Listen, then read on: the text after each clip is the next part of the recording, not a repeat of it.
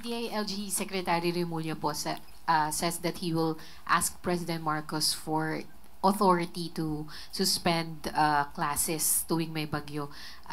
Sabi po niya, mas madaling mag-coordinate pag sa DILG daw po magagaling yung suspension ng classes.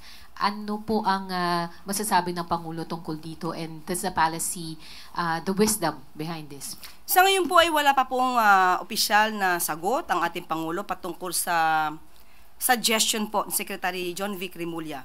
At ito po ay pag-aaralan dahil kung ito naman po ay makakabuti sa mas nakakarami, pag-aaralan po ito at magbibigay ng maaaring tugon ng Pangulo patungkol dyan. Pero as of the moment, kung ano yung nagiging sistema natin sa kasalukuyan, kung saan ang mga liderato ng mga ahensya ng LGU na siyang nagbibigay ng kanilang utos o order kung mayroong mga suspensyon ng klase, yung po muna mananatili.